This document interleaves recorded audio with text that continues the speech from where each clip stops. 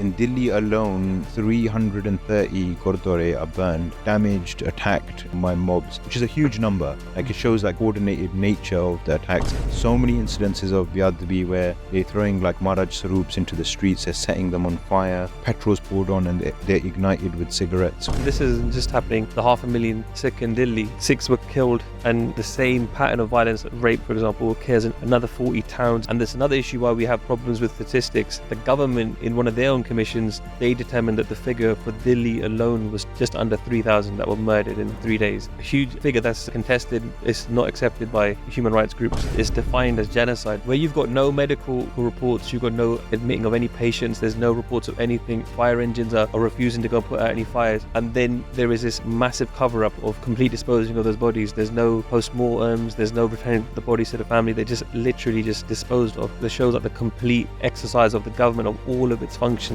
And the rape, it wasn't just mindless violence. This was a tool to punish them. Survivors talk about how they were raped in front of their husbands or their young sons, and then the men were killed. What is your commitment to Sikh struggle? What is your commitment to the sacrifices of all of these Jajarus, the Sikh civilians that were targeted merely for being Sikhs of the Guru? It's quite a harsh comment, but it reminds you of what Sangat Kumar said when he was addressing the Sangat and describing similar kinds of violence that was taking place at the time. And he goes, "Tusi son ke ghar jaake khusre kyun ban jande hain?" You know, why do you go home and you become emasculated? Tusi kuch nahi karde, like you don't do anything, you hear it, and then you go home and you do nothing in it. ਪਰ ਮੈਂ ਤੁਹਾਨੂੰ ਇਹ ਬੇਨਤੀ ਜ਼ਰੂਰ ਕਰਦਾ ਹਾਂ, ਇਕੱਠੇ ਹੋ ਜਾਂਦੇ ਆ, ਦੀਵਾਨ ਲੱਗ ਜਾਂਦਾ, ਸ਼ਰਧਾਂਜਲੀ ਦੇ ਕੇ ਤੁਰ ਜਾਂਦੇ, ਬੋਲਣ ਵਾਲੇ ਆਪਣੇ ਥਾਂ ਤੇ, ਸੁਣਨ ਵਾਲੇ ਆਪਣੇ ਥਾਂ ਤੇ, ਇਹ ਬਾਹਰ ਜਾ ਕੇ ਖੁਸਰੇ ਬਣ ਕੇ ਸੌਂ ਕਿਉਂ ਜਾਂਦੇ ਆ? ਕਿਉਂ ਨਹੀਂ ਸ਼ਸਤਰਧਾਰੀ ਹੁੰਦੇ? ਕਿਉਂ ਨਹੀਂ ਹਥਿਆਰਬੰਦ ਹੁੰਦੇ? ਹਥਿਆਰ ਰੱਖ ਕੇ ਸ਼ਸਤਰਧਾਰੀ ਹੋ ਕੇ ਕਿਸੇ ਧੀ ਭੈਣ ਦੀ ਇੱਜ਼ਤ ਲੁੱਟਣੀ ਆਪਣੇ ਵਾਸਤੇ ਪਾਪ ਹੈ। ਜੀਵ ਘਾਤ ਕਰਨਾ ਆਪਣੇ ਵਾਸਤੇ ਪਾਪ ਹੈ। ਕਿਸੇ ਦਾ ਘਰ ਲੁੱਟਣਾ, ਦੁਕਾਨ ਲੁੱਟਣੀ ਆਪਣੇ ਵਾਸਤੇ ਪਾਪ ਹੈ। ਪਰ ਹਥਿਆਰ ਰੱਖ ਕੇ ਆਪਣੀ ਕੀਤੀ ਬੇਇੱਜ਼ਤੀ ਦਾ ਹੱਕ ਨਾ ਲੈਣਾ ਵੀ ਪਾਪ ਹੈ। There's not been one police officer that's been convicted. There's not been one conviction for rape in 40 years. 4 years. Yeah, not one conviction for rape.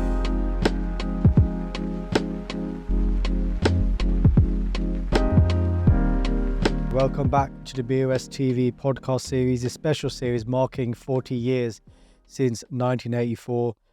In this new special series, we're covering from November 1984.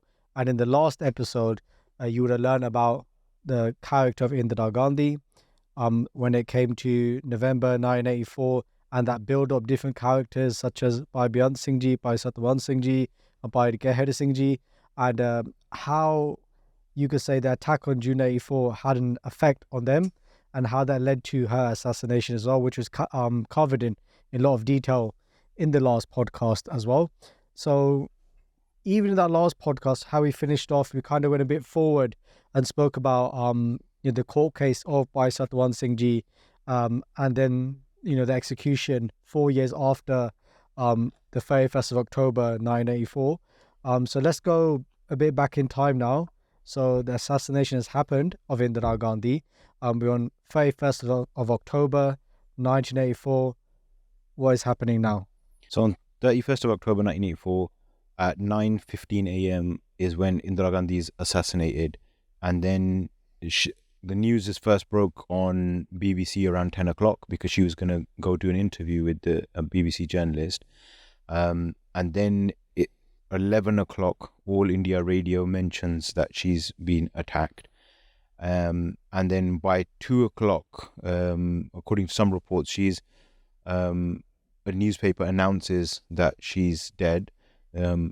All India Radio between like 11 and 2 o'clock is running reports like there's been an attempt, there's an assassination, she's in hospital. And then at 2 o'clock, 1:30, 2 o'clock, they announce that she's dead. And then immediately around 4 o'clock, 4 o'clock, outside, Indira Gandhi is taken to the All India Institute of Medical Sciences, AIIMS, it's a hospital. And then outside of AIIMS, there's a meeting that takes place inside the hospital with senior Congress leaders, HKL, Bhagat, amongst others. And then they come out and there's a crowd gathering, and they essentially kind of egg the crowd on. And then that crowd attacks Gyani Zail Singh, who's the president of India, people try to grab his driver. He's hit on the head with a brick, I think. And there's a bit of a tense environment. There's a few scuffles. And then on the 31st, I think, is the first person that is killed on the 31st, like near the hospital. Being a Sikh person. A Sikh, yeah, the first Sikh that's targeted. So Sikhs become like the nishana, they become the target from the 31st.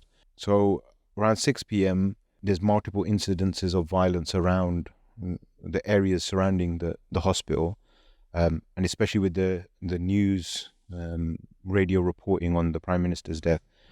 That's when you start hearing this slogan of Khoon ka badla khoon, which is the rallying cry for the violence that's now going to target the Sikh community, not just in Delhi, but all over India. And that rallying cry and all of this, the direction for the violence that's going to occur has already been discussed amongst senior Congress officials, and that the plan that's in place already is now put into action.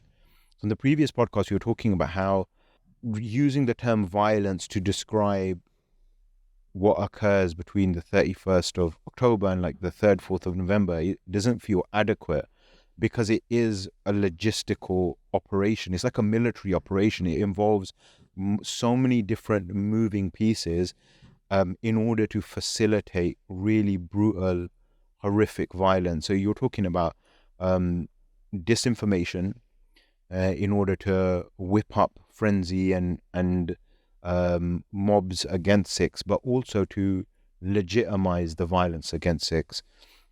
You're talking about the organization of the mobs themselves. So that means giving them the equipment that they're going to use to kill, transporting them, giving them chemicals, making sure they're gathering at certain points. They have rallying points where they can come together.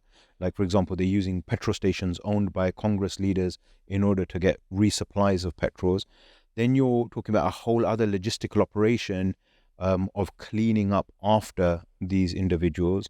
And the violence, you often hear about the police turned a blind eye, the police went inactive, or the army wasn't called in is like another criticism. But it's all departments, even like the sanitation departments involved in cleaning up and sanitizing and, getting rid of bodies. Garbage trucks are used to transport bodies. The complicity that you see from the government, because it's being directed from the government, the complicity means that the police, the sanitation departments, the government ministers, the mobs, they're all working in a coordinated manner. So that isn't put into place immediately following her death, because mobs are being transported in from other states. You're having like hundreds, and in some case mobs that are thousands strong, targeting certain areas. Eyewitnesses, police officers are clear in their testimony that the orders were given from the top down to not intervene, to let this happen. And there's multiple testimonies of eyewitnesses, government officials, police officers, etc., because the operation was so large scale. And so that means like the labor is divided up. So the killing is done, before the killing happens, there's surveyors going around identifying Sikh residences and areas where Sikhs can be found. You have people transporting the mobs in, guiding them into certain areas. You have the police sheltering them, enabling them to carry out the violence. Then they're transported out, and then cleaning crews are coming in to dispose of all of the bodies. So it's a full logistical operation. So that kind of puts it into perspective. And it also helps us understand why it's so difficult to identify how many people were killed as well, because there's an incentive and a strategic effort to hide the number of people that are killed. And the violence that we're talking about is really horrific. But just to talk about like the organized nature of the mobs. So the mobs were going around butchering, burning, and raping, essentially. And in order for them to do that, they had firearms, they had sticks, they had like butcher knives, like cleavers, they had axes, they had clubs, they were supplied with petrol, as we mentioned. They were also given phosphorus powder, which is a chemical that catches fire easily, which isn't available to, civilians. So this chemical is being provided to them. And then these mobs are being transported around, and they're using like Delhi, corporation transport buses in certain incidences. And these mobs are coming in waves, so they'll come and they'll attack a particular area, and then they might get pushed back, and then they'll come back again. I mean, there's accounts where the mobs like come to one particular area, where the eyewitnesses say that in one of the Delhi's central districts, the mob came on 4 separate occasions over 2 days, until they found people that were hiding, because they weren't satisfied that they had killed people. They knew that people were hiding, and one extended family had 21 widows in the south west Delhi area. And that's just one example. And another survivor explains how a gang of like 400-500 strong. So you're like a mob like 100. This is one mob that's like 400-500 strong. There's other examples where there's like 1,000, 2,000, but most of them are like a couple of hundred individuals. They came to her home. They would throw stones at her parents. Her father falls down. He's injured. She told the mob that he had died. They left, and then the next day they came back on 6 separate occasions. On the 7th visit, they found her father, who was wounded. They pulled him out. They took an axe. They struck him in his abdomen. They hit him, and she says they bashed him until his brains came out, and then they put petrol on him and they set him on fire. So they were operating to inflict the maximum amount of suffering and damage that they could, and yeah, like all of that's being coordinated. And in one incident, there's a case study in one of these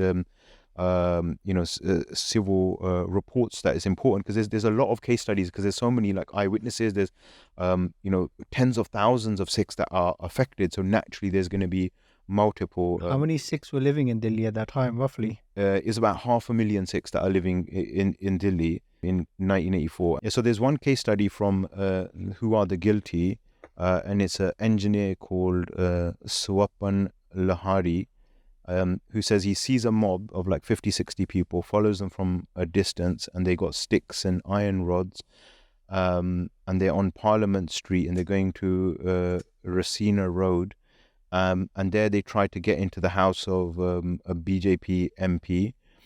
He was protected by the police and some other men, he says, and then they swore at him, and then they moved on. And when they saw a foreign TV cameraman who tried to take pictures, they stopped him. And then the mob moved to the Congress office on Rasina Road, where they regrouped themselves. A part of the mob moved out from the office premises towards the Janpath crossing, and there they entered the CPI, the Communist Party offices, and began breaking doors and windows with iron rods. He saw a taxi coming. The mob stopped the taxi, broke the windows. The driver said to them that I'm a Hindu, but the mob didn't stop. And then a jeep with a Congress flag came. A man got out of the jeep. He gave them some instructions, and the mob left the scene. The mob began moving in another direction, and I left. There's multiple incidences and eyewitnesses that say they see men in chitte kurte pajame, like ministers, government officials, Congress party workers, giving directions and telling them where to go. So again, this isn't something that's put together between like 9 o'clock when the Indira's assassinated and 2 o'clock when she's her death is announced. It's not, this scale of killing isn't put together in a few hours. It's not even put together by the evening, because what we see on the 1st of November, where the true nature of this violence takes shape, it's really clear from there. And if you look at the cleanup operation afterwards, it's really clear that there's a lot of planning that's gone into all of this. So one aspect of the planning was for them, these gangs, these death squads, essentially, if we were to use the correct terms, because mob it makes them sound a bit disorganized and like a rabble. They weren't. They were killing squads that were being sent into certain areas. So they had to identify who the Sikhs were, and in order to identify them, they had election records, like election rolls, voter records, they had ration card lists, they had the school registered, and they also had the Gurdwara voter records. So they were cross checking and cross referencing who they were targeting. There were people going out and marking houses the night before. So in order to compile all of that information and direct these individuals, again, is not something that occurs overnight. And then the way that disinformation was happening, which is another really important part of the violence, the disinformation was coordinated by the police and government officials. So there's multiple eyewitnesses that talk about how information was spread to justify violence against Sikhs. So one of the rumors that was being spread in neighborhoods in Delhi where the Sikhs were celebrating the death of Indira Gandhi, and that was on the 31st. And then Professor Swarnpreet Singh, who writes a book, he says he sees 2 local police officers with a megaphone going around saying that the Sikhs have poisoned the water, don't drink the water.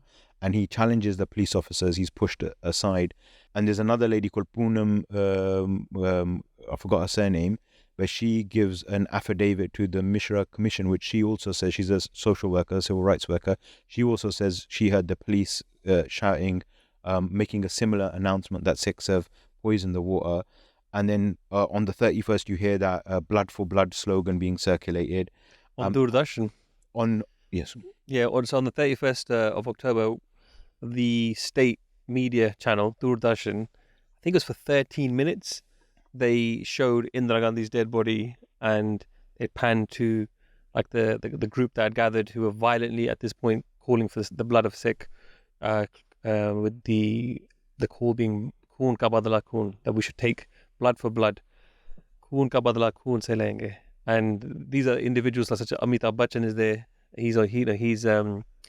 He's seen saying this, so it's highly provocative, and it's another way where they're trying to incite the mass Hindu population in these areas where there's a free reign to commit genocide, to go and kill as many Sikhs as possible. What's the comparison of like that channel, Doordarshan, to like today's world? That's like all of social media, Instagram and stuff. The BBC. The BBC. If there was no other channel, because the Doordarshan was the only channel. There's just one TV channel, is Doordarshan. It's a state-owned. Yeah, so it was a complete monopoly. So all you'll hear about what's happening was from them. Wow. And then also on the 31st, there's rumors that are being spread in the local areas that saying that the Sikhs are armed, and they're going around attacking Hindus, and they're trying to kidnap Hindu children. On the 1st of November, an assistant professor at the JNU, which is a university in Delhi, Dipankar Gupta, he says that he sees a crowd of a group of about 60 individuals attacking a Gurdwara. He sees like 4 police officers. They're standing by, they got guns, they're not doing anything. And then he's saying about 9 o'clock in the morning, an ex-student from the university, who he names as Bharat Singh, said he actually saw Sikhs shoot down Hindus, and that there were 3 bodies lying in the campus in a certain location. And then when he's challenged, he runs away. So like there's active disinformation being spread around that Sikhs are murdering people. On 2nd November, there's trains arriving into Delhi with dead bodies of Sikhs. And the rumor is being spread around that Sikhs are killing Hindus, and the trains are arriving with Hindu dead bodies. So there's a sophisticated campaign. So the Ministry of Information and Broadcasting, which is in charge of what's on Doordarshan, the ministers in charge of that and involved in that are in the meetings with senior Congress ministers about how they're going to push out this particular narrative that's going to demonize the Sikh community. And then we get into on like the 1st of November, like the way the violence plays out against the Sikh community. There's a specific kind of methodology to what we see.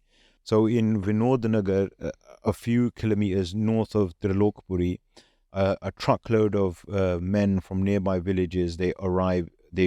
First they burn the Gurdwara, then they move on to people's houses, and then they burn the local post office, and the post master is a Sikh. His children are inside the house. They burn that. They burn a cinema owner's home, who is also inside. and these are right next to a police station. 4 policemen are present during this attack, and all 11 family members, including women and children, are roasted alive during that incident. And that's just in one area. And you see multiple acts of violence carried out, especially in the poor areas around Delhi, like especially on the other side of the Yamuna, which they call the Trans-Yamuna area. In one account, one eyewitness says that a 28-year-old woman, she says that how in front of her son and 3 small daughters, the killers dragged her husband by his genitals and hacked him to death. And there's a journalist, Pranay Gupta, and he says that 6 children were castrated, their genitals were stuffed into their mouths.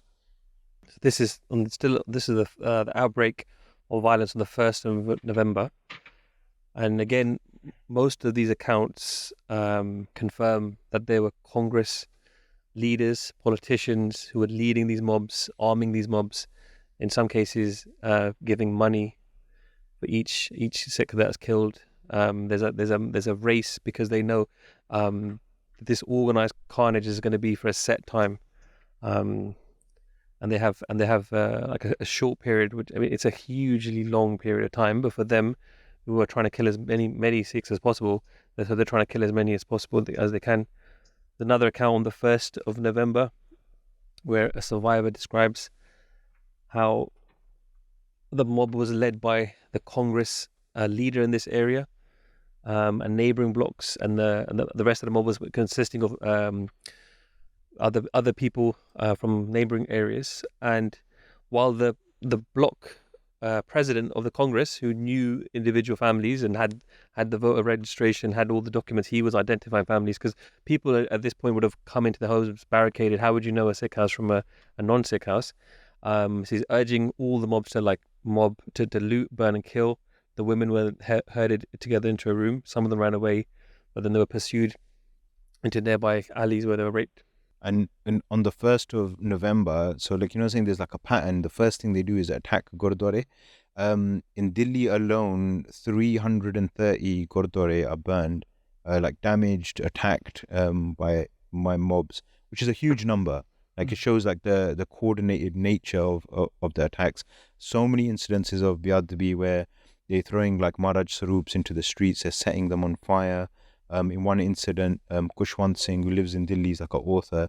He sees an incident in front of him, in front of where he lives, where the Sarups are thrown into the street, and their petrol's poured on, and they're ignited with cigarettes, which is, particularly egregious and offensive to Sikhs.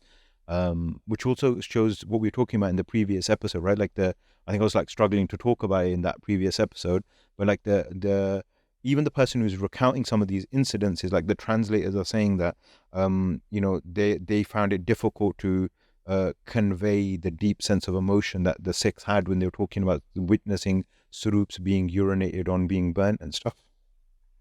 Massively, Itihasic Gurukars such as Rakabganj Gurukar is also attacked and firebombed, and there two Sikhs were burnt alive there as well. And then there's one incident who says he sees the corpses of his uncle and a Granthi, and their hair had been tied together, and there was a Sarup of Guru Granth Sahib Ji there, which was also burnt. And the cutting of gears becomes a feature of the violence that occurs in Delhi. On the 1st of November, there's also another case study here of the burning of the Khalsa Middle School. So around 3:30 or 4 p.m. from this case study, a mob of 250 to 300 men come to the school, which has 525 pupils, 65% of whom are non-Sikh. And then they basically set fire to the school, they demolish the wall, they enter the building, they loot everything, they steal the typewriter, they steal the instruments belonging to the band, they steal the pande, the utensils, furniture's taken away, they burn the headmaster's scooter, and there's 8 police officers who are standing by and they're witnessing this, and they're doing nothing to stop it. And when they're asked to prevent the damage, they say there's nothing they can do. And this scale of violence, like we described before, is only possible due to the complete complicity from the police and the reports, the witness statements from those police officers who were tried or who were implicated in the carnages. All state that there were orders from higher up to obviously to take part at the very least, and not to stop anything. And and the other part, in order for this carnage to have happened at this scale, the population as a whole had to have an appetite for this. That's one thing that's really important. According to Ashish Banerjee, middle class Hindus had nearly complete sympathy with the killing and lynching of Sikhs. He recalled the image of an elite boutique owner directing the mobs with his golf club. So this idea that this was just one of the commissions that talk about that this was the lower strata of the country, that this was just the lower classes that were indulging in this, but it was right from the political elite all the way down to the lowest of the low of this population.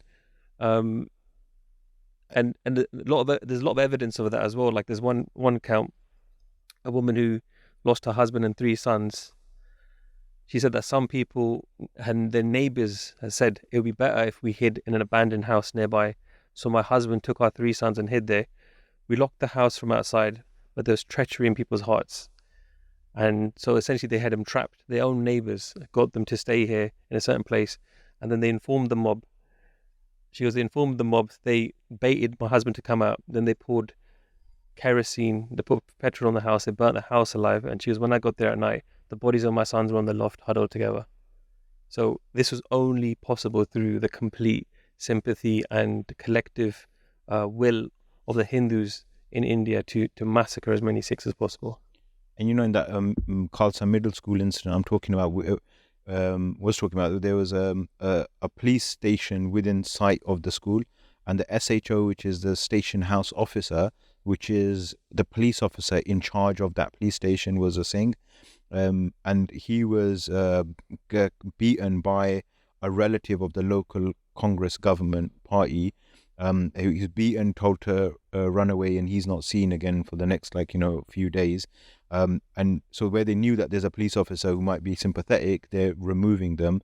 And in many other cases, senior police officers, SHOs, the police officer in charge of that particular police station, and their lower level police officers are actively involved.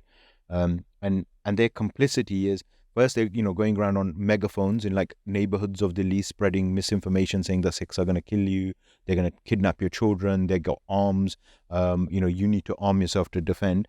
Then their ministers are involved in this. Then they're also disarming Sikhs, which is a big part of the role of the police during the 31st to the 3rd of November. But yeah, I mean, honestly, personally, when we started NSYF 12 years ago, the first thing we did was an exhibition called Candle in the Dark, and it's on Delhi. I remember when we were doing that exhibition, I was doing tours and explaining, and starting from Guru Nanak going all the way to November.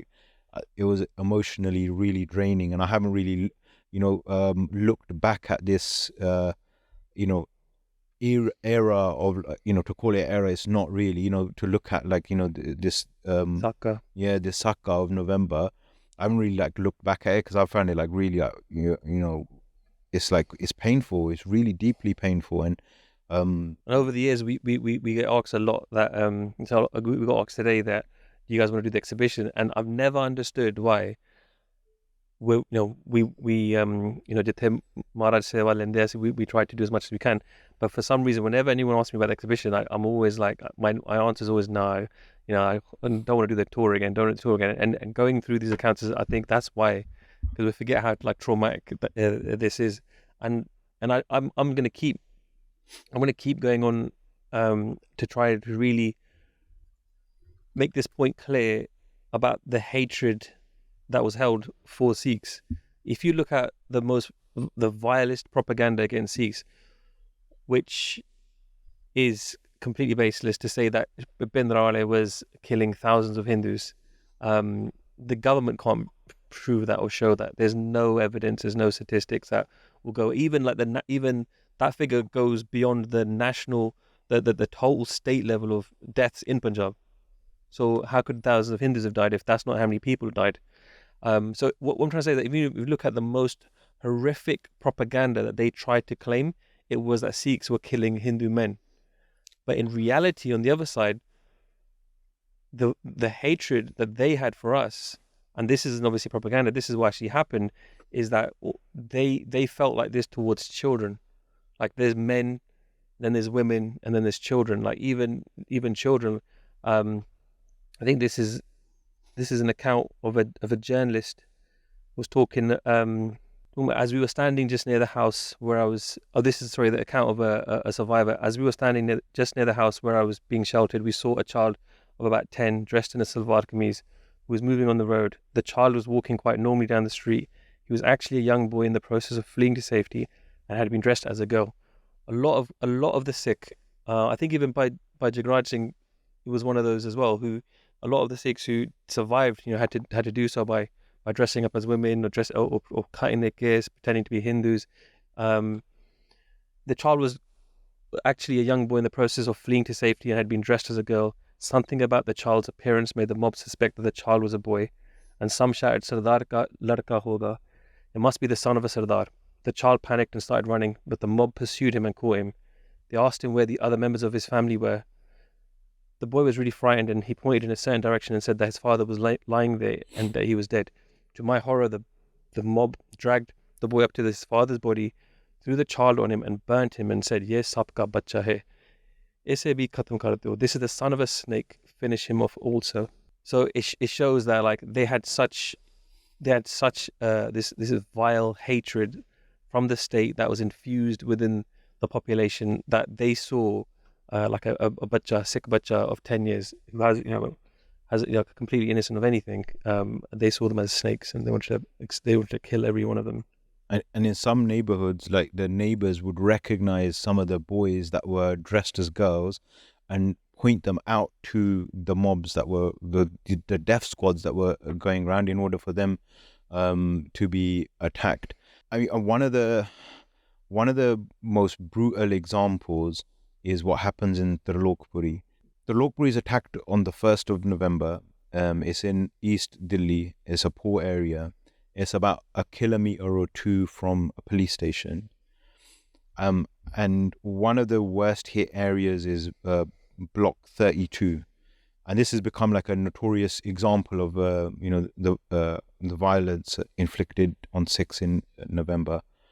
So Block 32 is essentially two alleyways, about 150 yards long, and they have single room houses, like shacks essentially, and Sikh families are living in them. And it's surrounded, Trilok Puri as a whole is surrounded, and over several days like massacring occurs.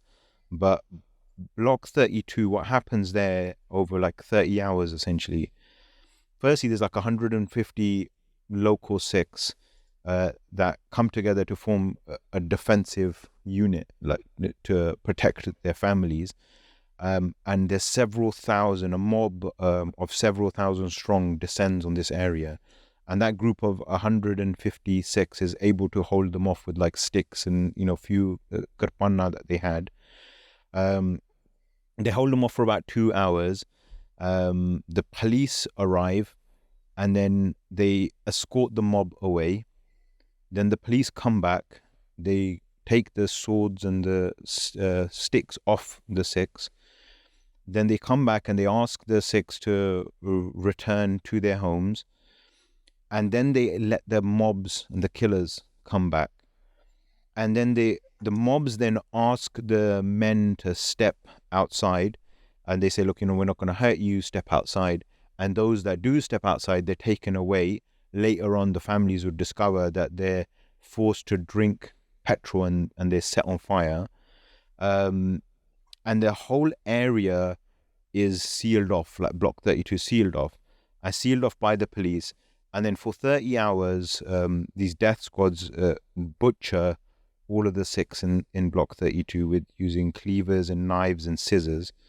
And they only stop to eat. They stop for meal breaks, basically. So for 30 uninterrupted hours, they're able to inflict complete savagery and brutality on this area.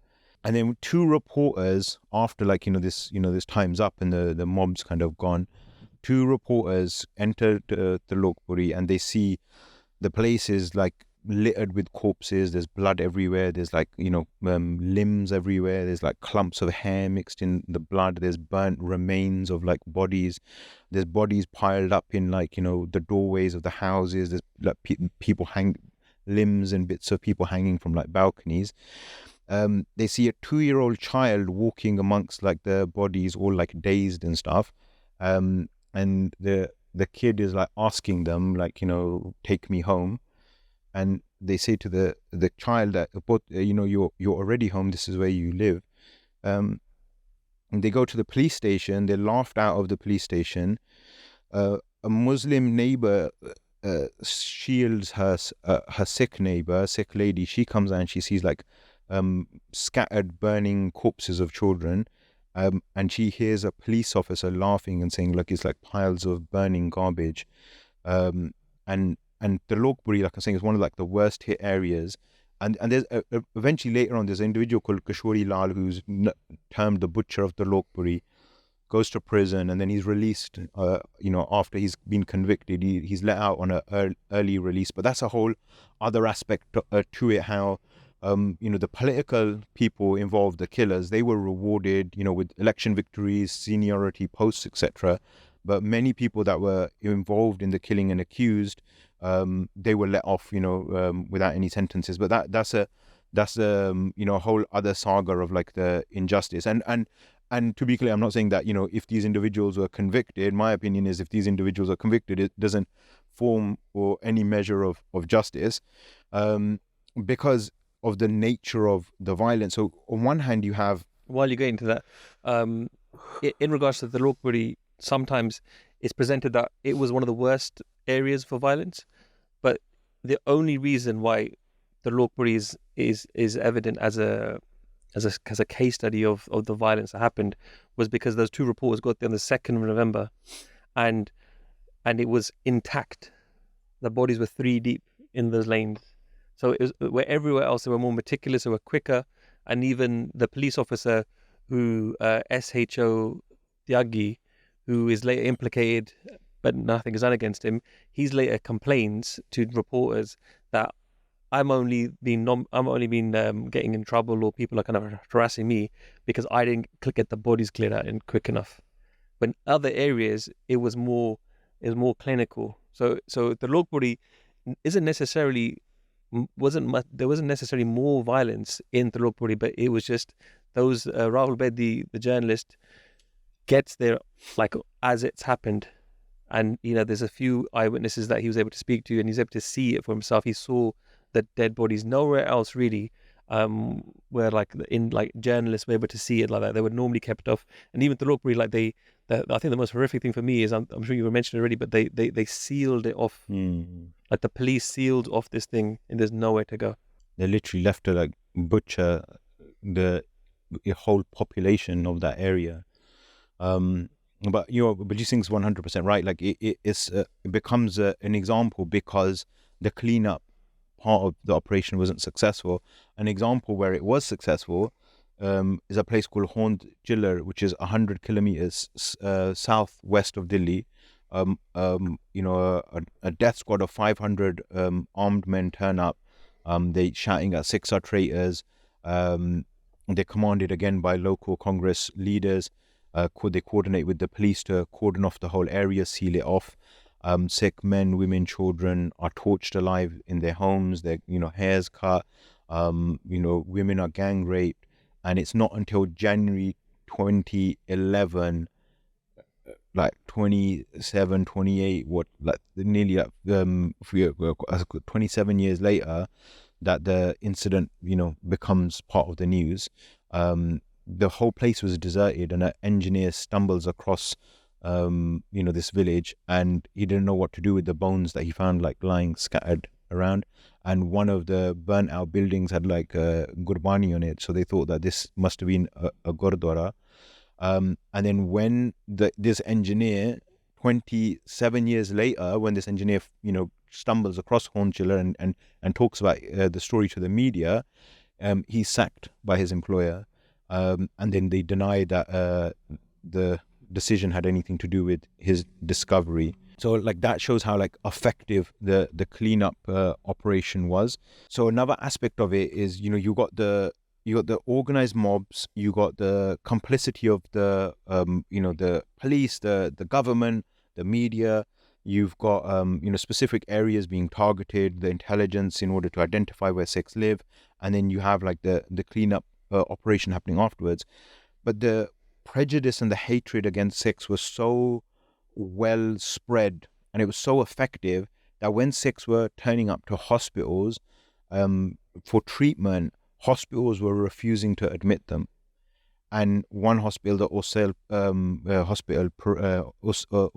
Hospital, Parade in Kanpur, a man who's been shot in the head, he's taken there for treatment, he's refused, he dies the next day. A widow whose husband was killed sought medical aid for her daughter-in-law who had been raped. Doctors at 2 hospitals in Kanpur and Delhi refused to admit her. Ultimately, she's paralyzed from the waist down. A child suffering burns is refused treatment at the Hindu Rao Hospital in North Delhi. A public health center in Southwest Delhi refuses Sikhs who have come there for treatment.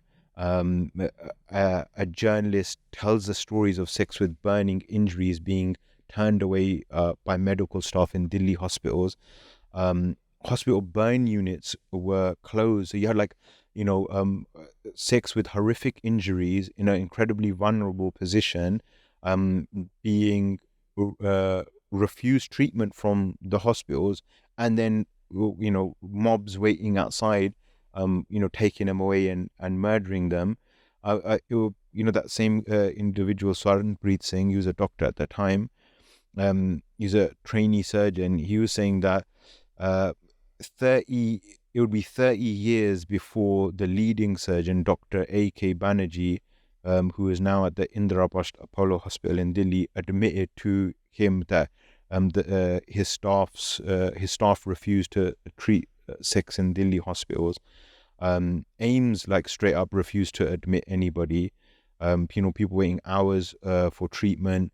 And there's another incident in another hospital in Bihar where a Sikh is refused treatment, and then his friends get involved and threaten the hospital staff, and only then where they offer treatment. Other Sikhs are gone to hospitals and they're told to cut their hair, and then they'll receive treatment.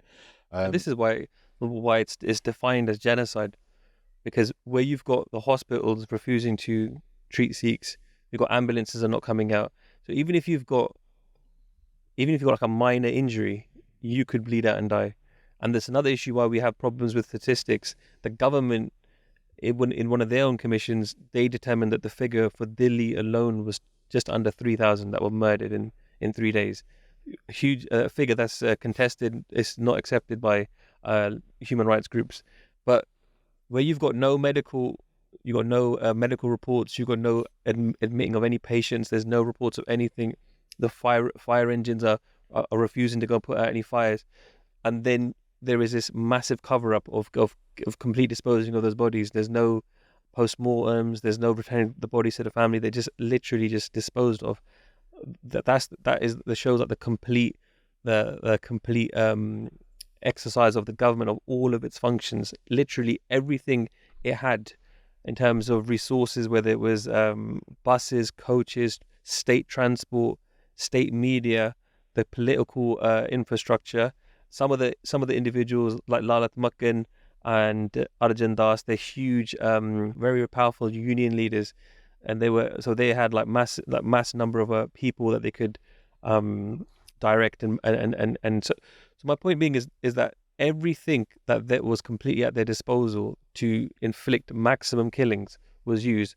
And whereas, for example, there was the Sikh light infantry, it's an army group that was on the borders of Delhi, and they had heard that there was some sort of commotion. They came to the border of Delhi, and then they were kept there for 3 days. So as well as the butchering, the burning of Sikhs. Another aspect of the violence was the mass rapes of Sikh women and children that occurred. Filmmakers, the multiple commissions that happened, eyewitness testimonies have given all of, have given a lot of details.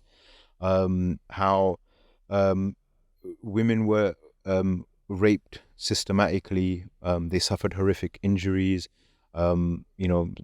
People have reported seeing, trucks full of naked bodies being driven away. Women being stripped and raped in front of their sons and husbands, directly on the instructions of Congress leaders.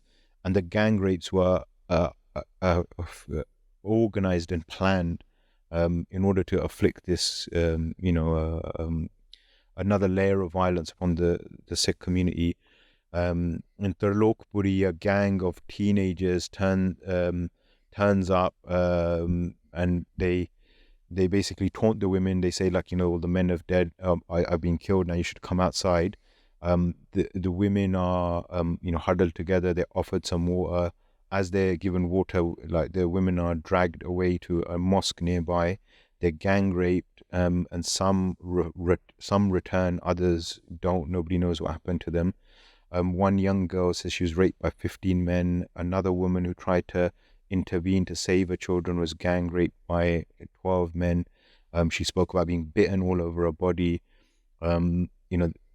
There's another incident in Trilok Puri where 30 women and girls are abducted. They're held captive in a village called Chilla.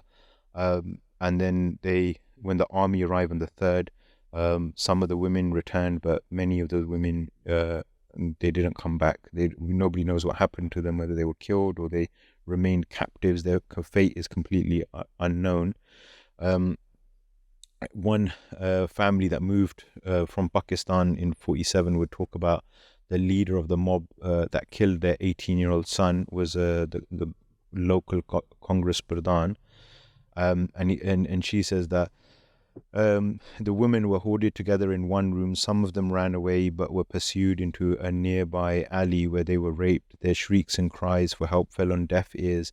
From among the women held in the room, the hoodlums asked each other to select whoever they chose. All the women were stripped and many of them were dishonored. And then the woman who told the story, she says that she was raped by 10 men, and when they were finished, they told them all to leave. They were still naked, and they told them to go back to their houses naked. And the rape, it wasn't just mindless violence. This was a tool to punish them. So some of the survivors talk about how they were raped in front of their husbands or their young sons, and then the men were killed. And it was to, it was similar to, like, in Punjab when the paramilitary forces in Punjab were trying to do similar things in Punjab and saying that we're going to breed out this area of these Sikhs. So there's an account of this baby called Gurdeep Kaur, and she describes how her 3 sons and her husbands were home. The men ran out to fight against the mob and they were set on fire. The youngest son stayed in the house with me, but they came into the house. Those young boys, 14 and 16-year-olds, began to drag my son out even though he was hiding behind me. They tore my clothes and stripped me naked in front of my son. They raped me right in front of my son in my own house. About 8 of them. And then after I had taken my honor, they left. I took my son to sit among the women, but they came and dragged him away. They took him to the street corner, hit him with lattis, poured petrol over him and burnt him alive. I tried to save him, but they struck me with knives and broke my arm. At that time, I was completely naked. I managed to get a hold of an old sheet and wrap myself. I didn't even have a piece of clothing on my body. I would have gone and thrown myself over my son and tried to save him. I would have done anything to save at least one young man of my family. Not one of the 4 is left. So this violence was was collective punishment. It was to oppress them and to try to completely suppress any kind of Sikh spirit or jazba. In Sultanpuri, there's another victim who gives an affidavit, and she says how after the men had been killed, they grabbed hold of her daughter, they stripped her naked, and then and she was this was on the eve of her wedding as well. She's abducted and then she's returned home after being violated for 3 days, and the and other survivors talk about children as young as 9 and 10 were being gang raped. A medical officer from Guru Nanak Hospital in Kanpur visits a relief camp that was set up in many cases by the volunteers, and she said she came across at least 13 cases of gang rape on the orders of the local Congress leader, and that they were in another incident in that city, 2 sisters, one of whom was pregnant, was raped in the street. Before leaving, the assailants poured acid over their bodies. Interviewers recorded by human rights activists had talked about how many of the survivors committed suicide because they couldn't live with their ordeals. And then there's one incident where a woman was raped. She would never remember who she was. There's accounts of elderly women being subjected to sexual assaults as well in front of their families, especially in Trilok Puri. And many of these cases, these are the few individuals that came forward, but many of the cases of the sexual violence remain unreported because many people didn't want to report that type of assault. Or died. Or died. All of their family members died, so there's no one left to report. And you see that same thing with identifying how many people were killed, and they wanted to keep that pain in with them for the rest of their lives. And this isn't just happening to the 500,000 Sikh in Delhi. Sikhs were killed, and the same pattern of violence, rape for example, occurs in Uttar Pradesh, in Bihar, in Madhya Pradesh, another 40 towns including Indore, Bhopal, Jabalpur, Ujjain, Raipur, Gwalior, Raigad, Mahendgarh and Bina. Similar attacks occur in Haryana, West Bengal, Himachal Pradesh, Assam, Maharashtra, Rajasthan and Gujarat. So it wasn't just Delhi. This is happening all across India. I know we kind of focus on Delhi, that's where you got most of the information from. But there's numerous case studies, in from Haryana and Kanpur, witnessing their family members being killed and raped, local politicians being in charge of that. A young girl from Bihar talks about how on the morning of the 1st of November, a crowd, including many of her neighbors that she recognized, were chanting anti-Sikh slogans, and they had iron rods and firearms and spears, and they dragged out her parents, her 3 brothers, and she watched as they were all be killed one by one, and she was in a neighbor's house as she was watching. Haryana, similar incidences, people being stripped and burned alive and being tortured to death. And we already talked about the village of Honchiller that was discovered in 2011. And another really sinister aspect is how the railway network became a killing ground as well, and the railway officials completely turning a blind eye, not reporting any incidences, letting unauthorized people aboard trains, letting them stop trains, and then letting them board trains, drag out passengers that they identified as Sikh, and then massacring them and leaving their bodies on platforms or throwing their bodies on the tracks. And the railway police and the officials are completely helping, and the mobs are boasting that every Sikh passenger on that's traveled into the capital has been killed. A former railway minister who's travelling from Mumbai to Delhi, heard people shouting that no Sikh will be allowed to leave the train. Every facet of the bureaucracy and the machinery of the Indian state is being mobilized to carry out mass atrocities against Sikhs over this 3-4 day period. You touched upon it briefly. What about those neighbors? You gave an example before we went online in terms of you could have had your neighbor who known you for your whole life, and were there cases where they there was an account of one survivor which she talked about how her adult son who's like late teens, maybe 18 years old. She said that next door, their neighbor, their son and her son had grown up together, they played together, gone to school together in college. Dukh sukh jitna sanje kite si in their lives. People had passed away. They'd gone to their funerals and they'd gone to and vice versa.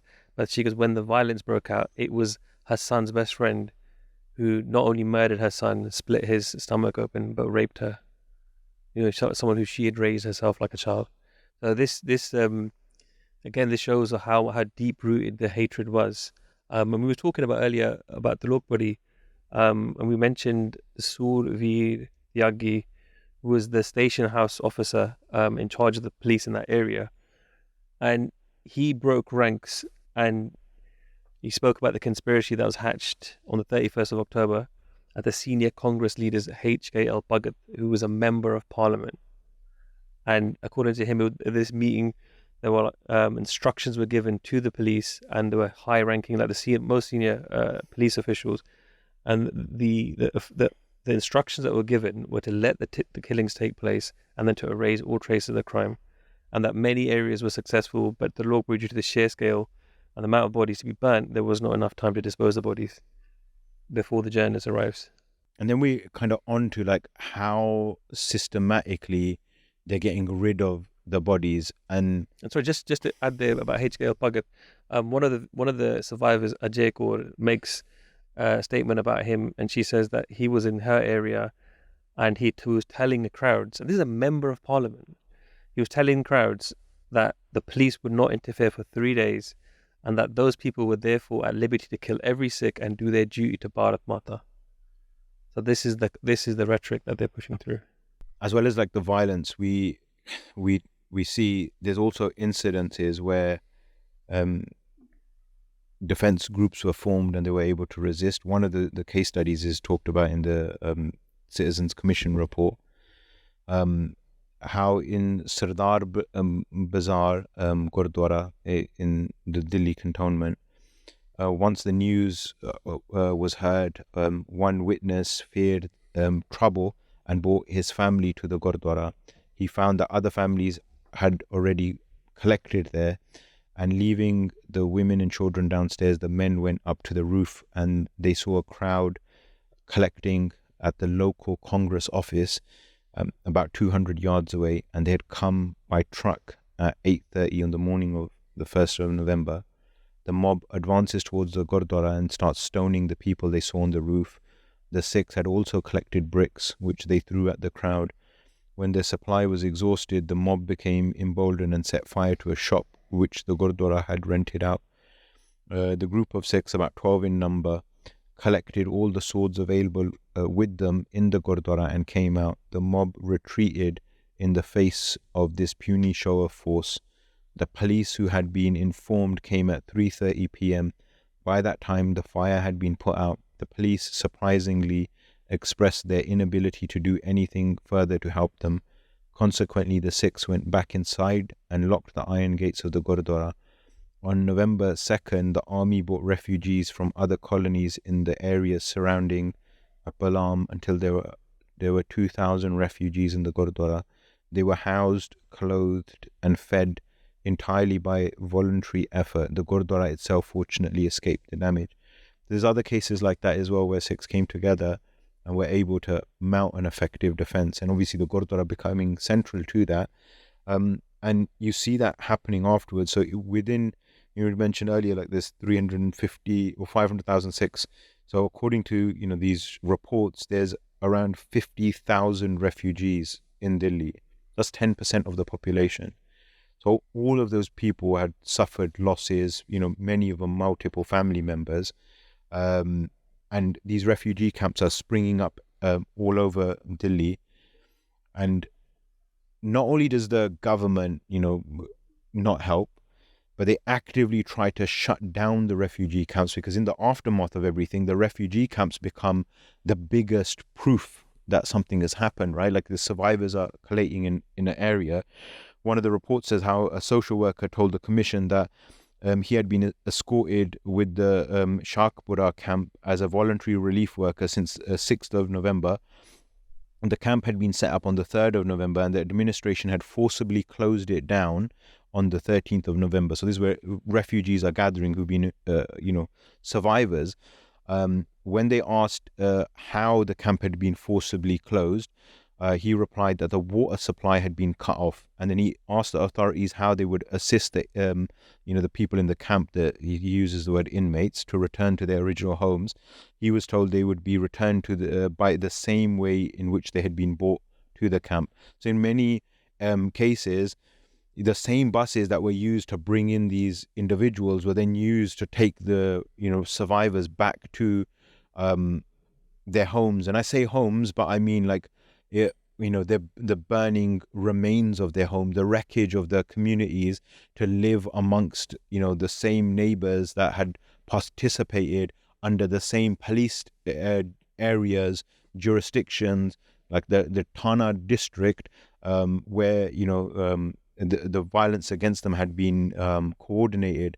So they made to suffer even more as part of that.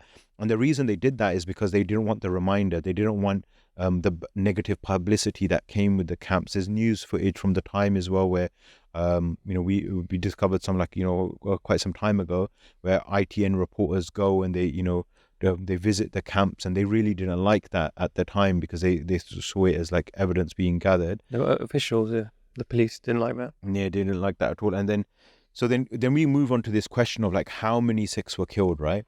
And that is a very difficult question to answer because, one, there's an incentive to hide the number of people that are being killed.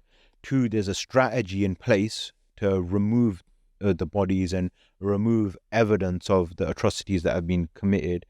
And then three, there's an active destruction of any evidence, namely bodies are being cremated, being transported out. On the 1st of November, the Home Secretary says 10 people had been killed. And on the same day, journalists had reported that there was 400 people killed in East Delhi alone. On the 2nd of November, the police commissioner says 15 to 20 people had been killed. On the 5th, the Home Ministry says 599. On the 11th, the Hindustan Times says 325. In 1987, one of the commissions, the Ajuha Commission, says 2,733. But what we see from eyewitnesses is Delhi morgue has a mountain of bodies. There's a sabji mandi with like a market with walls. Journalists managed to get inside of the sabji mandi. They see piles of bodies. At the back of the mandi, they see trucks open with the bodies being loaded. In one pile, they counted 119 bodies. Other eyewitnesses say they saw as many as 100 trucks leaving. City garbage vehicles are used. Street sweepers are used. Rickshaw are used. Bodies and limbs and scattered, burnt, charred remains of Sikhs and women and children are put into bags, and they people are actively collecting and disposing of the bodies. They're taken into the hills outside of Delhi, into remote areas, and that counting and that quantification doesn't account for Kanpur, Lucknow, Ghaziabad, other remote areas where thousands of Sikhs were killed, but there was no media attention on that. So really we'll never know. The number goes to as high as 8,000 to 30,000, but it's very difficult to actually put a precise figure on there. But as I mentioned, there's 50,000 internally, just in Delhi alone, 50,000 refugees. And this is happening, as Baljit Singh mentioned, in cities all across India: Kanpur, Bihar, Jammu and Kashmir, Uttar Pradesh, Madhya Pradesh, Rajasthan, Bihar, Maharashtra, Assam, West Bengal, Gujarat, all over India. So there's really no way to and the disappearances of the bodies as well.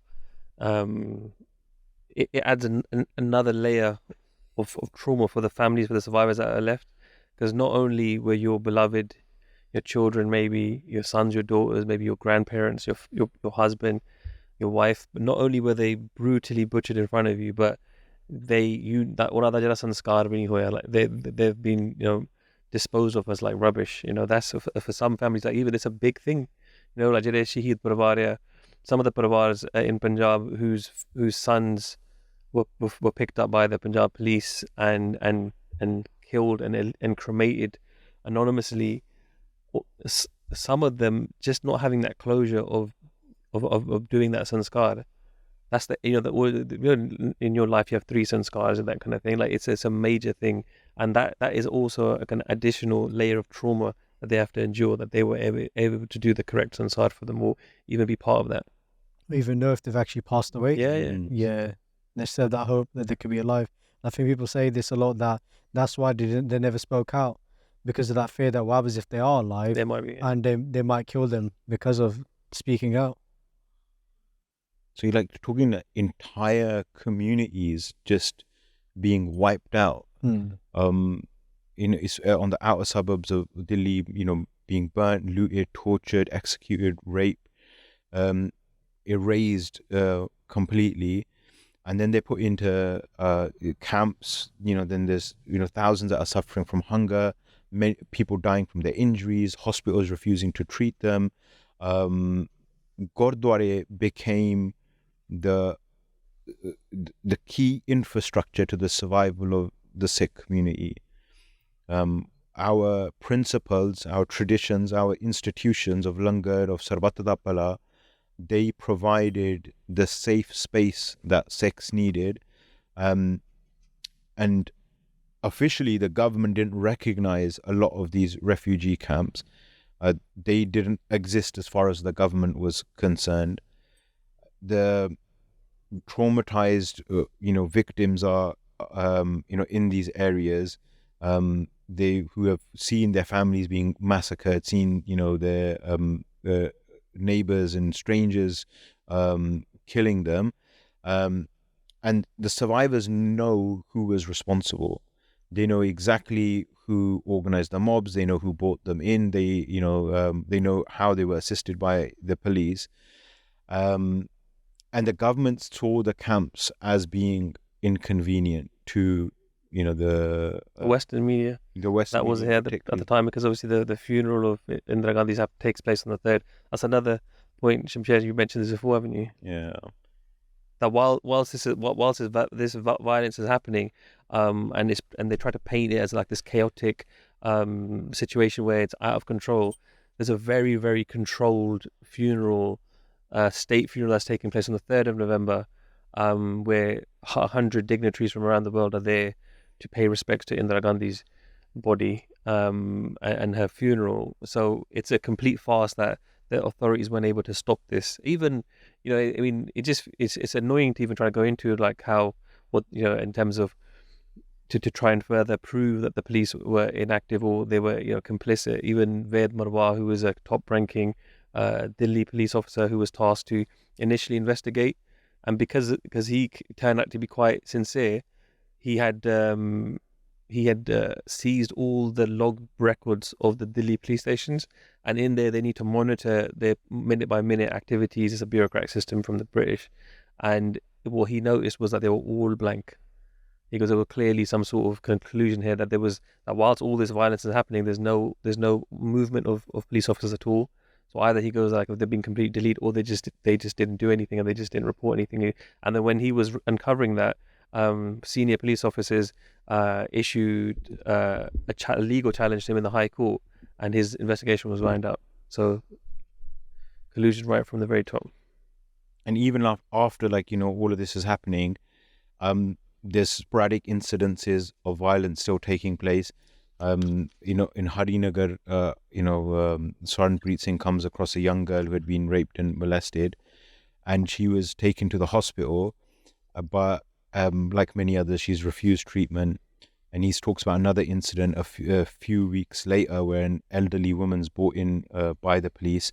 She tells them that her son was being held at a police station for a minor offence, and rumours were rife that Sikh prisoners were being killed in police stations. She wanted to see if her son was still alive. She asked the station house officer, the police officer in charge of the station, if she could see her son or if he was alive. And he says to her, "Yes, we have killed him now, F off out of here." and she starts crying. She tries to hit him. They arrest her. They beat her up, and then she's brought to the hospital. And when she complains to the doctors of her treatment, the police told them that she was lying, and she was in a really bad way. She was beaten all over her body. She had bruises over her face, her breasts, her thighs. When she's asked more questions, she tells them that the police officer had put a baton inside her vagina. Other incidences that he sees it from like November completely shakes him up from the core, and he eventually says like I left Delhi never wanting to come back. And so many like widows, eyewitnesses talking about them jumping into the river, and many of the other survivors, they went completely destitute. Their families went into poverty, and all of this violence, happens completely unchecked. And the only thing, like I was saying, the only thing that gives them any support is, the Gurukar, the langar, the emotional support of the Sangat, and the individuals responsible, the ministers responsible, Rajiv Gandhi, HKL Bhagat, other Congress officials, they reap the rewards in parliamentary elections, and they win massive majorities, like historic majorities. So they're rewarded for the violence, directly rewarded for the violence that occurs against Sikhs through voters expressing support for these candidates. And these candidates are campaigning on an anti-Sikh platform, showing images of, Indira Gandhi being destroyed, billboards going up everywhere, demonizing the Sikh community, saying that we need to unite against the sinister forces, Sikh separatists backed by Pakistan that are threatening India, that are threatening our motherland. Fully justifying the violence that's taking place. There's no condemnation. If there's any proof that was needed, that Rajiv Gandhi and the upper echelons of the state were involved, they make no mention to any of this violence. He finally responds on the 19th of November when at a press club, at some press conference, he's asked about something totally different. And one reporter asks him about the violence, and he says those infamous words that when a big tree falls, it's only natural for the earth to shake a little. So callously describing the massacre and the rape that we've described, and the other violence against Sikh innocent civilians as the ground shook a little bit because Indira died. There's a teacher at Punjab, Delhi University, Prakash Kaur, and she's saying that the kids were throwing rotten food at her, and her work colleagues were joking about the massacre, saying that Sikhs should have been grabbed by their juras and swung around and beaten up even more. And others were gloating about seeing Gurdwara going up in flames, that how they had taken the Guru Granth Sahib out and spat on it and urinated on it, as she's talking about her colleagues. And then she says she talks about other incidences that she saw of Sikh bus passengers being humiliated with cigarette smoke, and this is all after the violence is taken place. Retired foreign civil servant remembers his friends telling him jokes that were going around in the elite Delhi schools. What is a burnt Sikh? The answer is a Sikh kebab. So they're like, the kids in schools are making jokes about this. And Rajiv Gandhi then goes on to win an unprecedented landslide victory based on, this campaign of targeting the Sikh community. Goes on to become the prime minister. He's already nominated the prime minister immediately after Indira Gandhi dies, but then the election happens, and then it's confirmed. In regards to this election, despite only 6 weeks of campaigning, then the shortest in India's history, in December 1984, Congress wins 401 Lok Sabha seats out of 508 for the first time in Indian history, and it's a complete vindication by the Indian people of the violence that's taken place, not just in June, but in November as well. Lalit Makkan wins 60% of the votes polled in South Delhi. He's, again, someone who features very highly on who are the guilty list. HKL Bhagat, who we've mentioned a few times, in whose constituency the highest number of Sikhs were killed, officially 1,086 people, he gets the second highest number of votes in the country and was rewarded with a cabinet minister position. But he wins 386,000 votes compared to the second highest count, which was 73,000. So nearly four times as much. So you've got to think, obviously, in that area there'd be Sikhs as well. So that's almost an overwhelming majority of Hindus in that area. 386,000 people just in his constituency. That's close to 500,000 people who are giving him a vote of confidence for what's just carried out. And in this, one of these reports, Who Are the Guilty, that's published in late 1984, that famously has, as the title suggests, Who Are the Guilty, talks about the role of the police, the administration, the army, the Congress, the media, the role of the public, gives many case studies, and then famously gives the list of people identified by survivors. And I'll give you an example of some of them. Some of them we've mentioned. So number one on that list is HKL Bhagat, the Minister of State Information and Broadcasting. Babu Ram Sharma, a member of the Municipal Corporation, reported to be the right-hand man of HKL Bhagat, responsible for loot, arson and murder in the Trans-Yamuna area, but that's where Trilok Puri is, and many other areas, Chapura Colony, Mojpur, Gonda, led people on a motorcycle with a megaphone. Sajan Kumar, Congress MP from Mangolpuri, reported to have paid 100 rupees and a bottle of liquor to each person involved in the killings. Lalat Makkan, a Congress trade union leader and a metropolitan councillor, reportedly paid the mob 100 rupees each plus a bottle of liquor.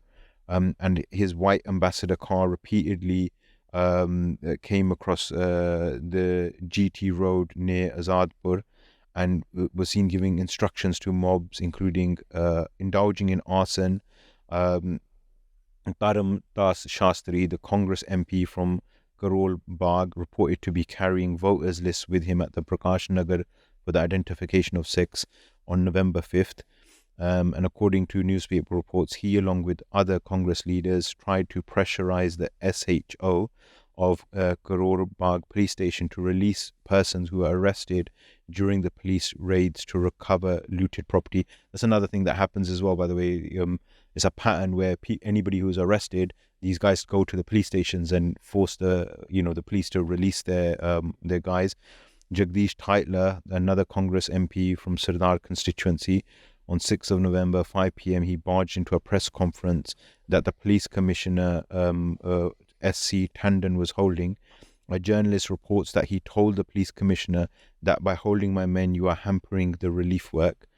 Mahindra, Metropolitan Councillor, reported to have accompanied Dharamdas Shastri. And the list literally goes on. Hundreds. It goes on with like police officers, other people involved, naming, who they were, their rank, and these are armed people, right? These are sitting members of parliament, members of the municipal corporation, so they're members of the civil administration, all of the people that you would need in order to coordinate, transport the mobs, arrange the sanitation workers to take the bodies away. All of these people, including multiple police officers that actively assisted mobs, unarmed, disarmed Sikhs, and then allowed mobs to return as they did in Dharamdas Shastri, and the list goes on. And that Shastri was the New York Times article, a journalist that was at the time during this press conference. He'd gone there to get the release of 300 people who were involved. And he said, let them take away the recovered property, but there's no need to arrest anyone. These people are not criminals. So the list identifies 16 politicians, 13 police officers. It identifies 198 other individuals known to people in their local areas. And then it also gives a list of the refugee camps that were set up. Could people find these online if the Sangat wanted to do their own research. These who are the guilty and so on. Are they easily available on the internet or? Yeah, who are the guilty? The Citizens Commission report, this oppression in report. Yeah, they're all available. I think the Delhi, the Citizen Commission one, one of them begins with following the dastardly assassination of Srimati Gandhi. So they're not Pro-Sikh, supportive. Yeah, they're not pro Sikh liberation, Sikh struggle. These are concerned citizens of Delhi trying to find out what happened and identify culprits. And they're important historic resources. And they are readily available online. And there's another part of it. Just the last part I was going to mention to add to the grief, and also part of the whitewashing of this genocidal campaign is that any of the children that had survived were then given away to Christian missionaries, which is headed by Mother Teresa. And again, so their account of that violence, their lives, they're lost to the Sikh Panth. They're lost to us as a community. They've just they've went through that kind of oppression, that trauma, and then they've taken away to orphanages in the south of India or wherever, and the other places that she had.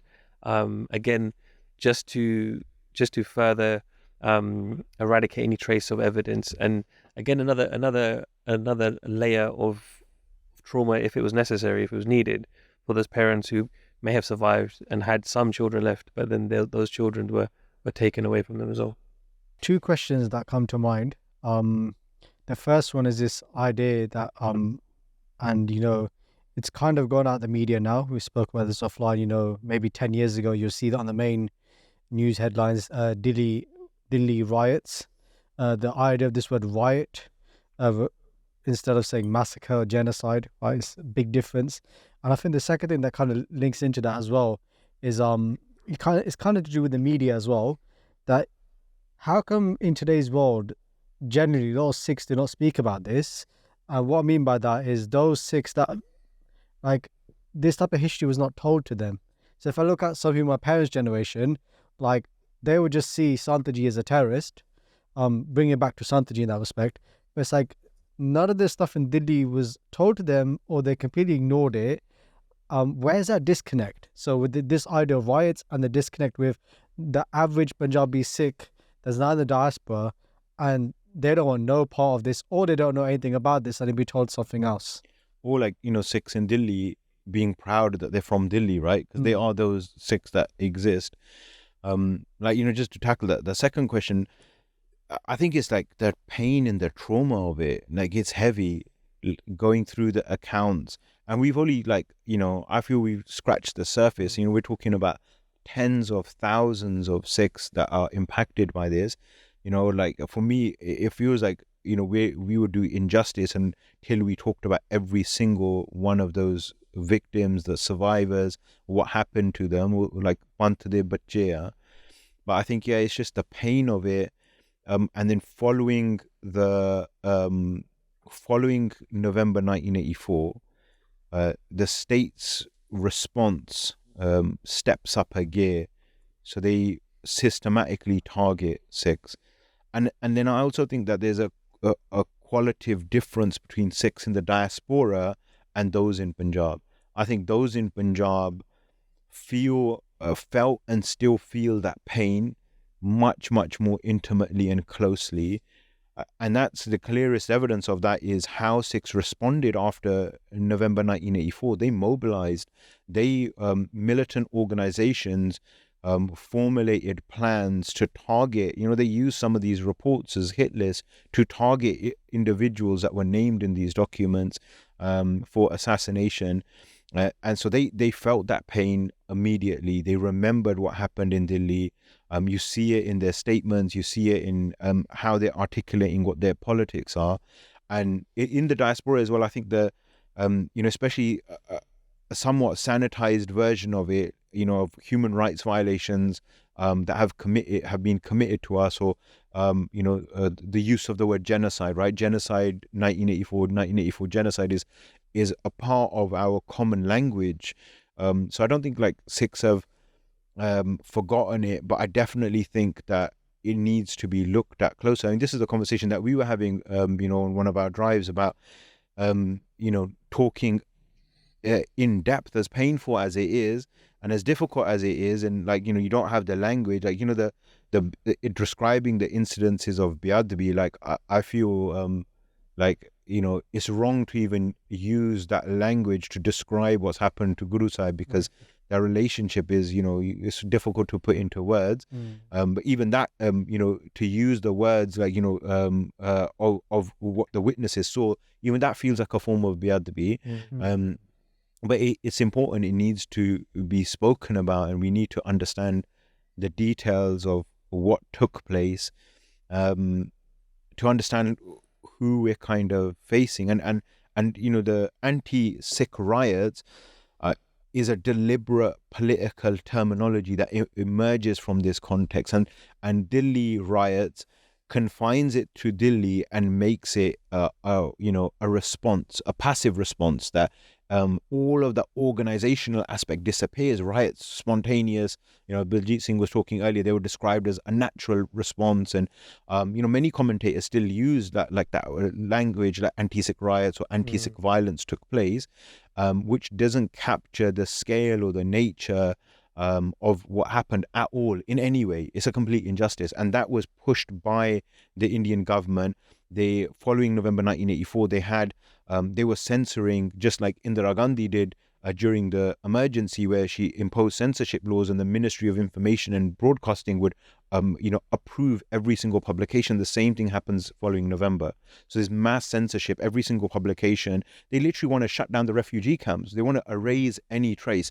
And remember, Delhi is central London. This is the capital of India. This isn't a faraway place.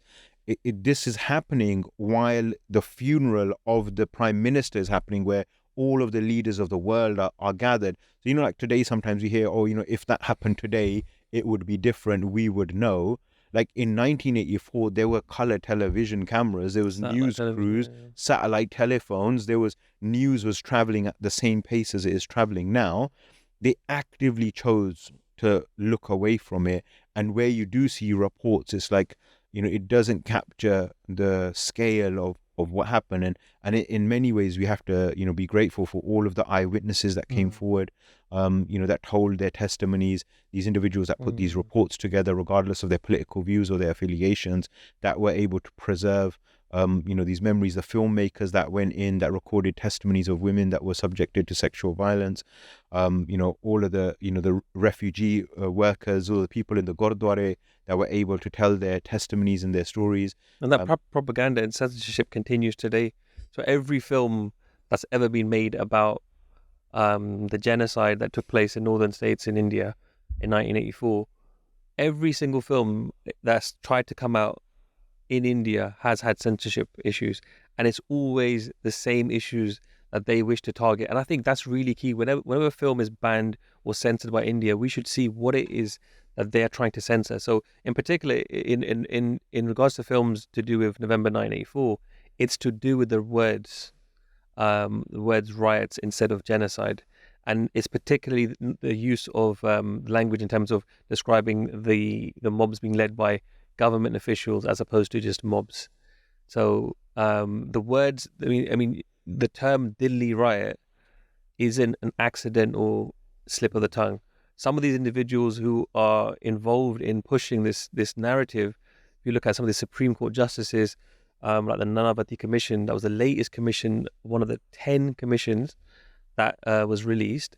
This is a Supreme Court justice in 2002 is referring to it as a riot. And no one sane in this world would ever describe what we've described a percent of, would describe that as a riot. But the reason they use those words, and they keep pushing that, like we said, up until maybe just under 10 years ago, BBC, The Guardian, foreign governments, Western governments, they were all referring to it as riots.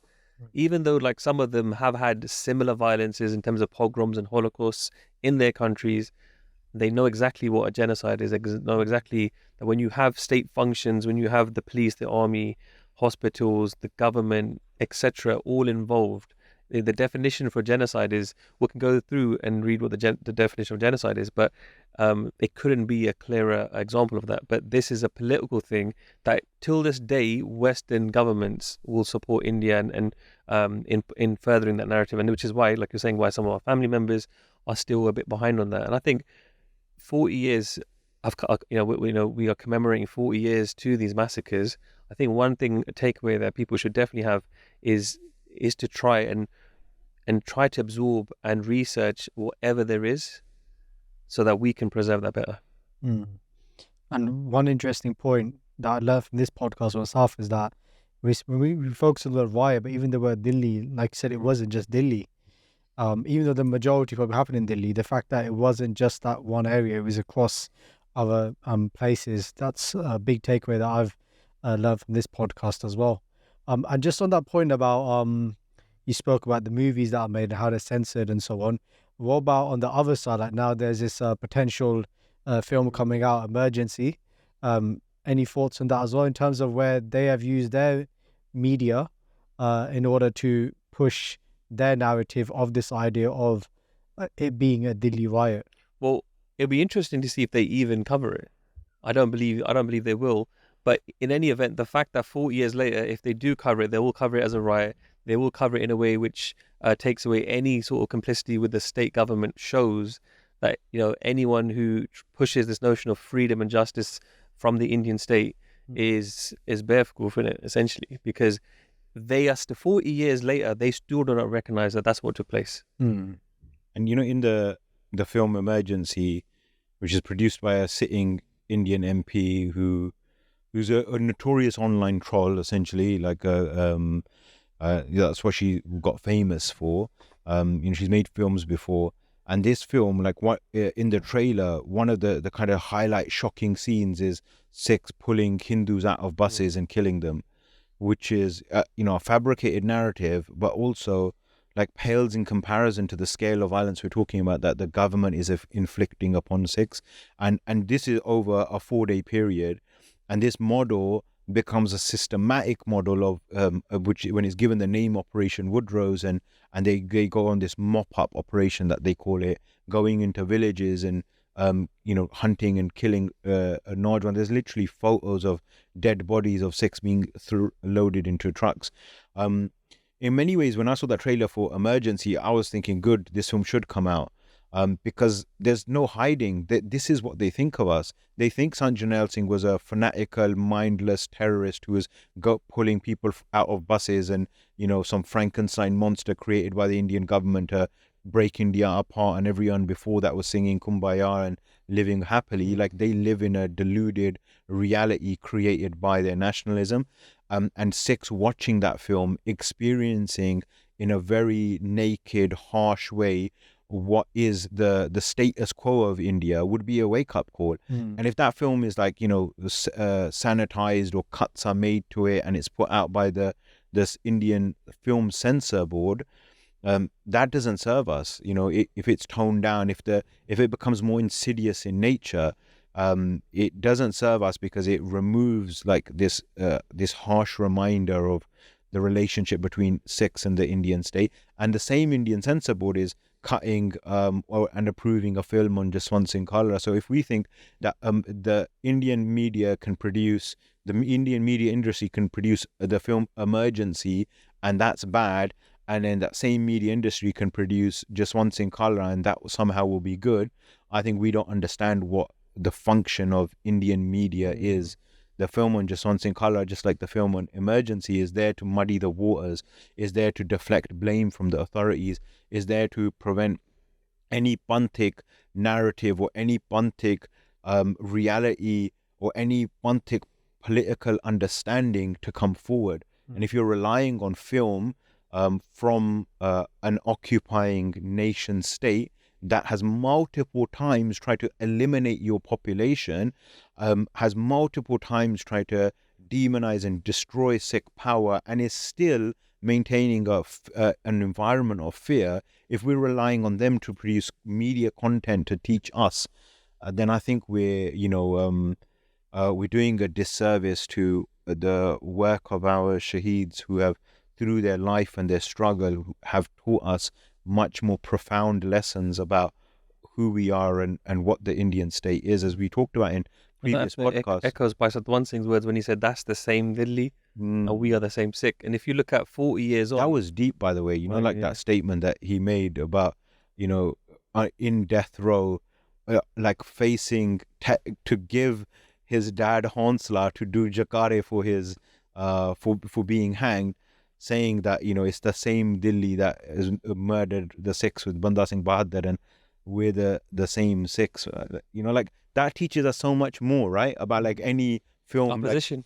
Our position, our soch, about our Honda Hasti. And that hasn't changed today. Like 40 years later, that position hasn't changed, and our position doesn't change, right? But if you even look at India, theoretically they could move on, right? They could recognize it differently. They could try to, not that we would have any kind of acceptance of justice with them or any sort of reconciliation, etc.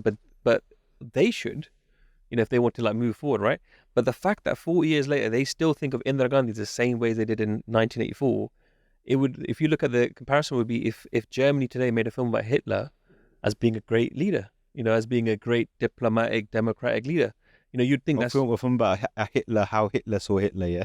No, imagine if Germany today made a film about Hitler and their prachar about Hitler was he was brilliant. Yeah. We would say that Germany, you haven't moved on. No, what I meant is like they're making a film about Hitler the way Hitler saw himself. Yeah, exactly, yeah. But it shows that like they still see... That's what they're doing. They still see Indira like that. Yeah. Indira hasn't changed for them, and Sanji hasn't changed for us. Like we're still at odds and we'll always be at odds. The craziest thing is that obviously Indira was assassinated 4 years ago, but if you talk about the Congress leaders, those that actually led, and those that were sentenced and came out, you can see it there yourselves that even though there was so much evidence. It's a drop in the ocean. Those Congress members of parliament, political leaders whose names have come forward, that's come forward by those who survived, who've had the courage to come forward and then present an affidavit. And there was many challenges with that as well. We're going to go into that, I think, next. Like, who are the guilty names? One of the individuals, Sajan Kumar, in November 1984, pretty much, right? I think just recently, Sajan Kumar is facing court for his role in November 1984. After he served a 40-year-long career, he reaped the benefits of the violence he inflicted upon Sikhs, accumulated wealth. At the end of his life, now, he's being hung out to dry because it doesn't suit that same system to protect him. Yet they still are protecting him because he's not in prison. And that's with all of these individuals. Like for me, fundamentally, like my politics is that if these individuals being sentenced isn't any vindication of India.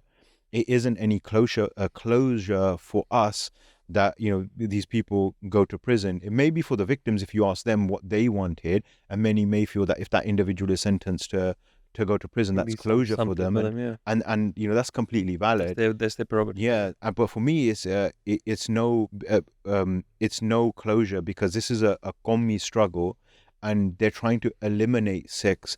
And for me, the politics is the politics of the Shaheeds, that our only justice is our liberation. That's the only place where Sikh children won't be burnt alive or gang raped by mobs, and the izzat of Sikh Bazurg and Bibiyan won't be discarded on the floor, as by Baba Manuchal writes famously in his poem, how can I celebrate a new year?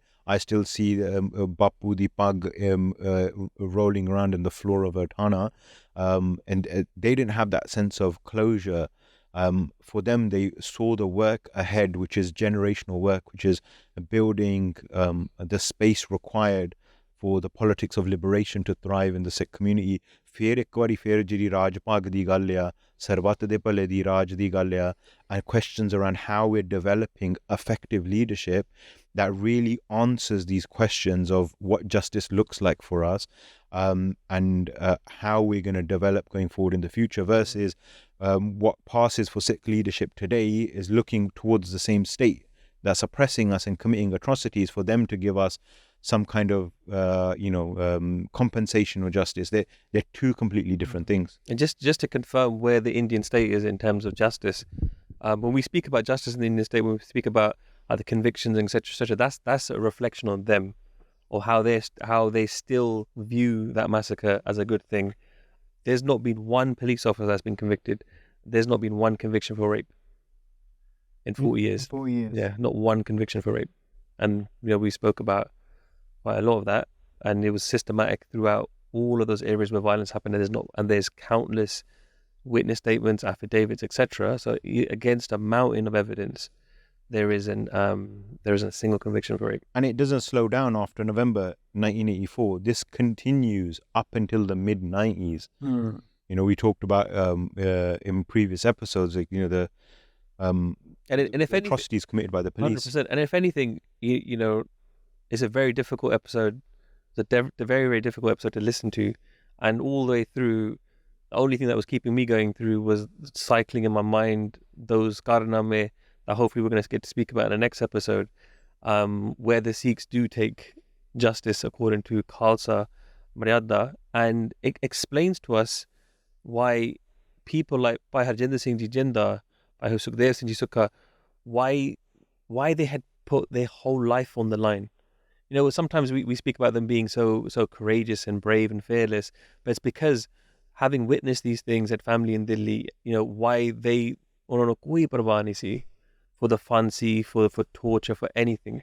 Why some of the people within their group who went and took badala against these very Congress government ministers, one of them had a fellowship from Kansas State, had completed his PhD, pursuing his master's, and returned from America after the genocide had taken place, and completely sacrificed anything like that, like career, family life, to take badala. So it helps us understand how and why the Sikh Naujawan at that time responded in such a powerful way. And just a final question, which you have pretty much touched upon, for those that are watching this podcast, like you said, it's definitely a difficult podcast to deliver, and it will most likely be a very difficult podcast to listen to for the Sangat. What would be your advice that you give to the Sangat? Is it just to sit with this? Is it to contemplate on this? What would be your final advice? Because you guys, it was an interesting point you spoke about 12 years ago. Was it the candlelight? Candle in the dark. Candle in the dark. And since then you guys have not really touched upon this because of how it makes you guys feel. So what would be your advice to the Sangat after listening to all of this? It's a difficult one, I think. I think to do justice to those that suffered that violence, that was the Jujarus, right? And that's a separate topic. I think at the very, very least, we should do the most we can to understand what took place, not to fall for simple narratives and sound bites, and really try to understand this period as a whole. November happens as part of a tapestry, right, of a wider context of the Sikh resistance, a Sikh uprising. And I think to do it fully justice, you need to try to understand as much of that history as you can. So that's what I would say personally. One thing I heard from one of the elder Singhs is how when we listen to Ityas and we just listen to it and we go, it becomes Kandaras. It just becomes something that's there for listening to. But if we listen to it and learn from it and figure out how we're going to move forward, then that is the role of our Ityas. It should fill us with inspiration, jazba, courage. It should fill us with Sikhi spirit. And for me, that's what it's really about, is that this isn't just to hear and then you stop listening to it and you carry on. It's something to live with. It's something to seriously think about in your life. Like, what is your commitment to Sikh struggle? What is your commitment to the sacrifices of all of these Jujarus, the Sikh civilians that were targeted merely for being Sikhs of the Guru? Like, it was their Sikhi that made them a target, right? When their case was cut or Saroopan di beadbi hui, Guru Karan di beadbi hui, when Sikh Bibiyan were targeted with such horrific violence, it was because of their Sikh identity. And that reminds me, sorry to interject, No. man. It's quite a harsh comment, but it reminds me of what Sangat he said when he was addressing the Sangat and describing similar kinds of violence that was taking place at the time. And he goes, "Tusi son ke ghar jaake khosre kyun ban jande hain?" Why do you go home and you become like, emasculated? You do not, tusi kuch nahi karde, like you don't do anything. You hear it, and then you go home and you do nothing in it. So like what Spice up saying, like in terms of recognizing whatever role that is that we have to play. And reflecting on that, the commitment to the struggle. And that's what it's always been for me when I look at this Atiyas and I, read the, like, having kids of my own, like, reading stuff about kids, it hits you like completely differently. Especially what they've done to like our Bazurg, because they're so respected. For me, like, the Bazurgan nu tang karde hain, like, it's always been part of our Khalsa's like battle principles that we don't attack elderly people. But it seems like in conflicts with every power that we've been in conflict for, particularly the Hindustani government, for them attacking our Bazurgs is like policy. So yeah, learning, sitting with that pain and letting it bury you and still being able to rise, for me, is what the spirit of Chardi Kala is about. It's not about some blind sense of optimism or like, some self-help positivity that I'm always going to be optimistic. It's about letting the weight of that pain bury you, feeling that emotion, and then still finding the strength to rise out of that. And that's where you need your personal kamai and your jivan for. That's where you're going to get your strength from. But yeah, like, just this should be fuel to us, and we should honor their sacrifices like we do. And we're one of the only qawms in the world that has turned their atiyas into an ardas. Our ardas honors all of the sacrifices. Mama pehna ne jina ne kast sahaye, band kataye, khopre lahaye, charkhriyan te chare, and Sikhi kamai, Sikhi ke saasan nal nibai, right? That's what we focus on. And when we're thinking of that ardas, and you listen to ardas is from Jajarus, and when they do their ardas, they don't talk about just the Puratan Shahadta. They were speaking about the Shahadta from from June 1984 onwards. Ke jera Singh Singhiniya ne Madan Mande Dushman de Aake Aase Kast Sahaye, ਉਹਨਾਂ ਦੀ ਅਤਕਾਲ ਕਠਨ ਕਮਾਈ ਨੂੰ ਧਿਆਨ ਧਰ so remembering the sacrifices and the difficult sacrifices of these individuals. And it's been like this throughout our ਇਤਿਹਾਸ, right? ਜਿਨ੍ਹਾਂ ਨੇ ਮਾਵਾਂ ਨੇ ਆਪਣੇ ਬੱਚੇ ਨੇਜਿਆਂ ਉੱਤੇ ਟੰਗੇ ਹੋਏ ਤੱਕੇ ਬੱਚਿਆਂ ਦੇ ਟੋਟੇ ਕਰਾ ਕੇ ਗਲਾਂ ਚ ਪਵਾਏ, the full form of the ardas. It's been like that continually. Sikhi is always going to make you a nishana. Santji talked about that as well, right? ਜੇ ਤੁਸੀਂ ਮੂੰਹ ਸਿਰ ਬਣਾ ਕੇ ਤੁਰੇ ਫਿਰਨਾ ਆ ਦੁਸ਼ਮਣ ਦੀਆਂ ਚਪਲੀਆਂ ਝਾੜਨੀਆਂ, then no one's going to say anything to you. But if you're going to declare that you're a Sikh and you're a Sikh of the Guru and you believe in your Padshahi, then you're going to become a target. So how do we honor their sacrifices? What does it mean to remember their sacrifices? These are questions that we need to continually ask ourselves, and we need to be moved by this emotion, with this pain, and we need to transform that pain. As Dr. Bhagat Singh used to say, like, Jakam nu suraj banana. How do we transform this pain into suraj, into light? And that's the question that we need to constantly think about. And all the surme that we talked about, Byan Singh, Satwan Singh, how they dealt with the pain that Mehboob describes of seeing Akal Takat and what they turned that into. I think these are questions to reflect on for coming generations. Well, thank you guys for relaying that at the house, and definitely that was a very deep and emotional podcast for the Sangha that are watching as well. Please again take upon the advice that both the Gurmukhs have given, and of course where we can do our ardas, remember this itihas in our ardas, and as other Gurmukhs will say, where we can do a job beside the job for the Chardi Kala of our Panth still today as well. We can all play a part, and even through the advice that was given here as well. So that brings us to the end of this podcast, mainly touching upon October 31st, after the assassination of Indira Gandhi. In a lot of detail, we had a few written accounts here as well, kind of giving us a timestamp of what was happening 9 o'clock and 9:30 in the morning, and 2 o'clock, 6 o'clock, and how this wasn't something that was just planned in a couple of hours. Even getting the lists together and bringing people in to Delhi and other parts of the country as well. So, and experiencing firsthand the massacres, whether that was rape, whether that was people being burnt alive, be of not just Sikh individuals but of Sikhi as well, that we saw through our Gurdwara Sahibs, and even more Sri Guru Granth Sahib Ji as well.